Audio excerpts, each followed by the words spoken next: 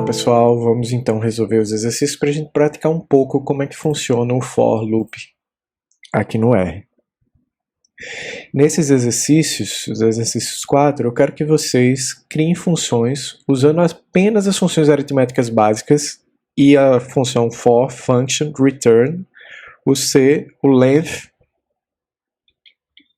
Eu quero que vocês criem uma função, primeiro, que some n números. A gente já criou lá na semana 2 uma função que somasse dois números. Agora eu quero que vocês criem uma função que possa somar quantos números forem necessários.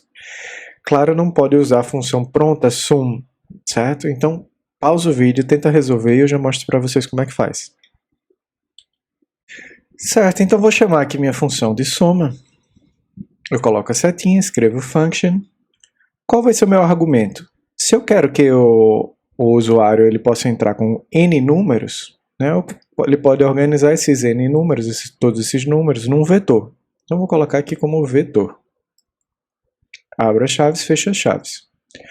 O que eu quero é que ele some todos os números que tem dentro desse vetor. Então, a primeira coisa que eu tenho que saber é qual o tamanho desse vetor. Então, vou colocar aqui n igual a length do vetor. Agora, eu sei aqui quantos números eu vou precisar, quantas vezes eu vou precisar repetir a minha operação para somar todos os números. Então, o que é que eu tenho que fazer? Que eu vou fazer um loop. Então, for i, que é o nome da minha variável que eu quero dar, lembrando que você pode botar qualquer outro nome para isso, e 1 até n. Então, ele vai rodar o que tiver dentro desse código de 1 até n. Eu quero que ele some, então, o vetor na posição i com quem? Com o total que já existe de todas as do somatório dos outros números. Esse total, ele vai ter que começar a zero. Ok? E aí, cada rodada, eu vou somar um número mais esse total zero e ele vai substituir aqui pelo total. E no final, eu vou poder retornar o total. Então vamos lá, vamos ver se essa função funciona de verdade. Então venho aqui, vou testar aqui com alguns números. 3 e 5. Tá? Então o resultado aqui tinha que ser 9. Deu certo. Vamos ver agora 14. Se eu aumentar o vetor, deu certo.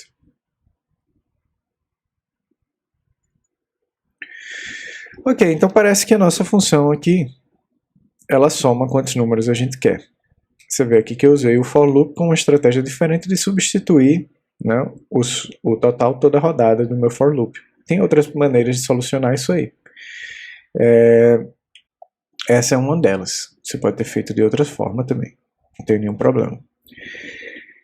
Depois eu quero agora que você calcule a média de n valores. Ok? Então vamos lá, calcula a média desses valores e eu já mostro para vocês como é que faz.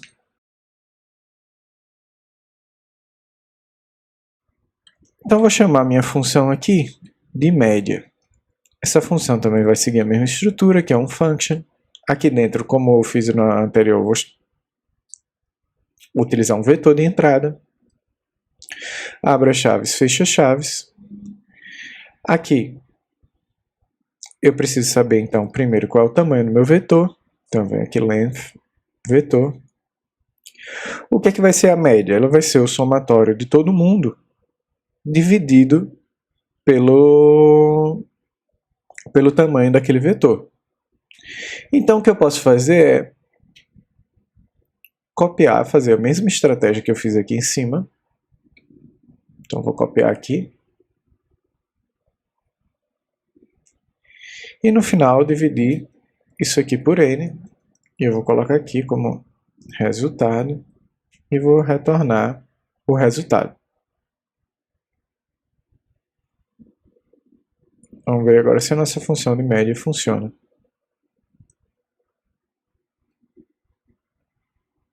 Posso comparar com a função min do R. E parece que está dando certo. Deixa eu copiar um outro conjunto de números aqui.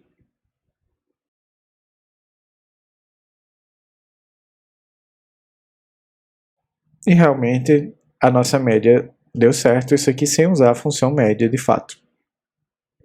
No próximo, agora eu quero que vocês retornem o valor mínimo dado N valores. Eu já adianto para vocês aqui que nesse caso você vai precisar usar o if também dentro do loop. Tá? Então pausa o vídeo, tenta resolver e eu já mostro para vocês como é que faz.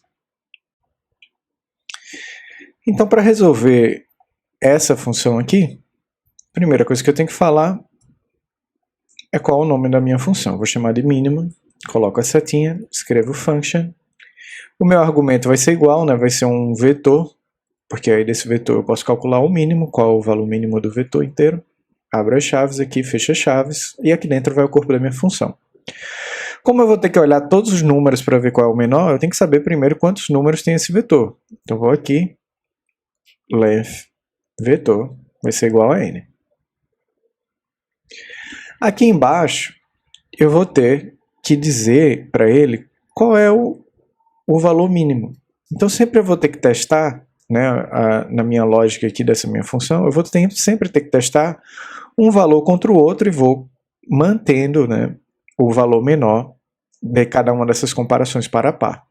Então como o valor base, o mínimo vai começar pelo valor número 1, então na posição 1. O que eu vou fazer? Eu vou criar então um loop que ele vai de 2 até n, e ele vai me perguntar se o valor mínimo for maior que o meu vetor na posição i, ou seja, na primeira rodada na posição 2, o mínimo agora vai ser o vetor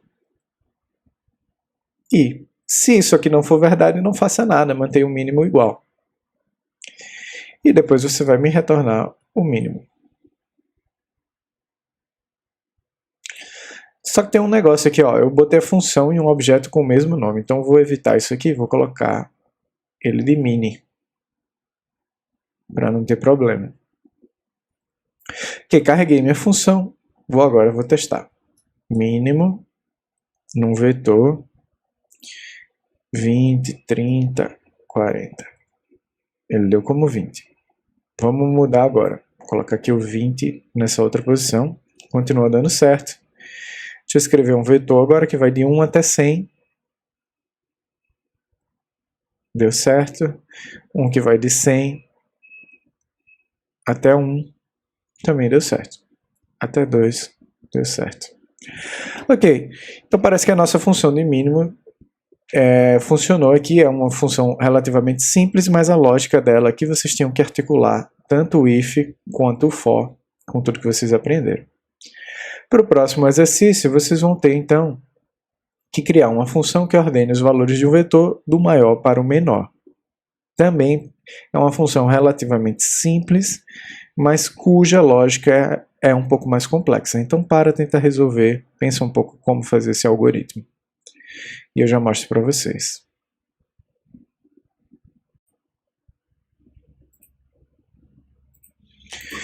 Bem, pessoal, então vamos resolver esse exercício 4. Para resolver ele, eu vou usar de uma maneira diferente. Primeiro, eu vou criar um vetor.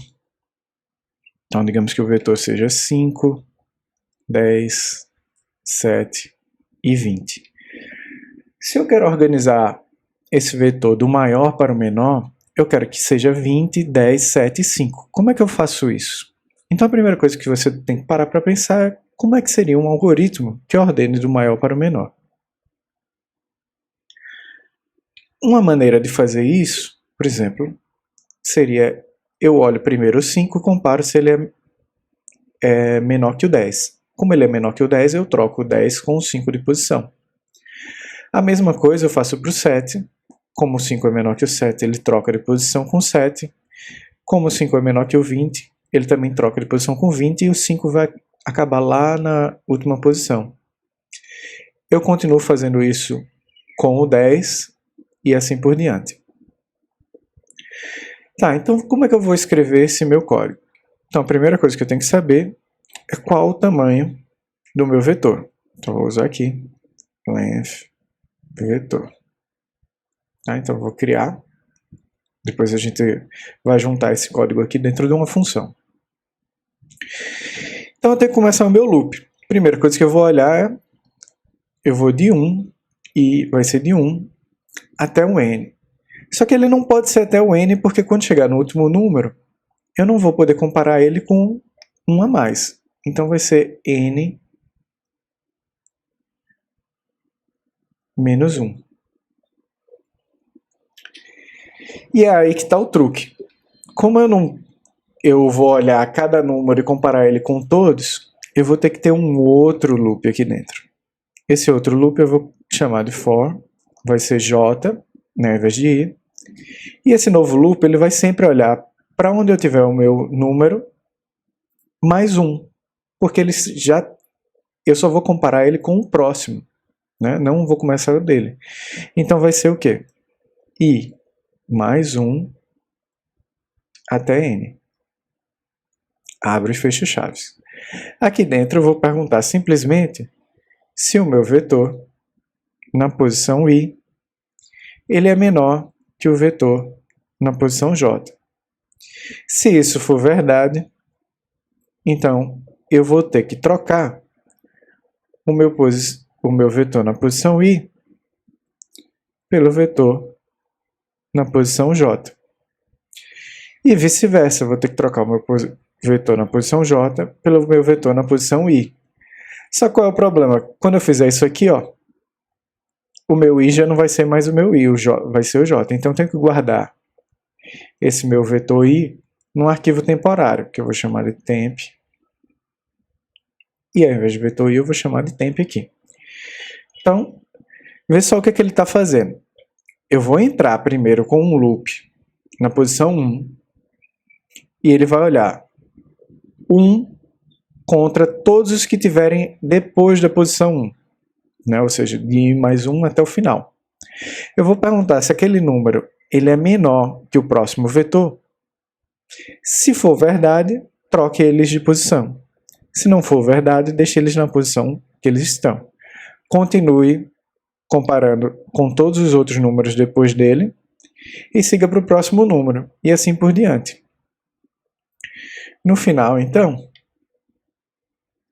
o meu vetor vai estar ordenado. Vamos ver ele aqui. Ó. Agora ele está do maior para o menor. Eu posso transformar isso aqui numa função da seguinte maneira, colocando o vetor como um argumento. Fecho aqui, retorno esse vetor.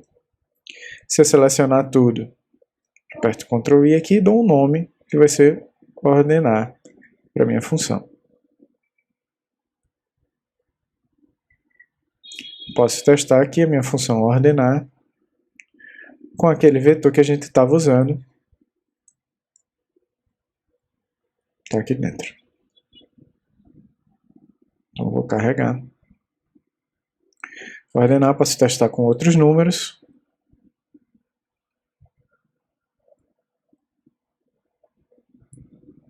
Ele continua funcionando. Você pode testar aí em casa também com outras coisas. Você vai ver que esse aqui foi um baita desafio, né, do ponto de vista lógico. Então você tem que pensar numa função para algoritmo, mas ao mesmo tempo você entender um pouquinho melhor como é que funciona essa articulação aqui dos is. Tá? Se você conseguiu, parabéns, porque essa realmente era uma função difícil de fazer. No exercício 5, eu quero que você não use a função length e calcule o tamanho de um vetor. Tá? Então pausa o vídeo e tenta resolver isso em casa, que eu já mostro para vocês como é que faz. Então para resolver essa função, primeiro eu vou chamar aqui, ó, tamanho, aliás, comprimento. Eu vou criar aqui a função, vou ter também um vetor. Essa função, a princípio, ela parece complicada, mas ela é bem simples. O que eu tenho que fazer é usar uma outra estratégia, que é colocar o vetor. Lembra que isso aqui, o tamanho do vetor, ele determina quantas rodadas eu vou rodar aqui dentro? A única coisa que eu preciso fazer é contar quantas rodadas dentro do loop eu tive. Vou chamar isso aqui de count. Botar em português, conta, que vai ser conta mais 1. E a minha conta começa com 0. Ou seja, ela começa aqui toda vez 0 e toda vez que o loop der uma rodada, ele vai somar mais 1. No final eu retorno essa conta. Então carrego aqui minha função, comprimento. Vou testar. Um que tenha comprimento 10, deu 10. Se ele tiver comprimento 100, deu 100. Comprimento 20, deu 20. Se eu fizer isso aqui com um C também, comprimento deu 2. Então eu fiz aqui uma função bem simples que calculasse o comprimento de um vetor usando um loop. Bem, essas últimas duas funções elas são realmente mais complicadas, principalmente a número 4. Né? Foi realmente para que a gente pudesse exercitar um pouquinho a lógica usando os loops. Ele é uma coisa super útil, né? Então você tem que estar sempre treinando o loop para pegar o macete dele. Na próxima semana a gente vai aprender um pouquinho de matriz e como usar então os loops com essas matrizes e tudo mais. Espero que deixe um pouquinho mais claro como é que funciona o loop no R para vocês.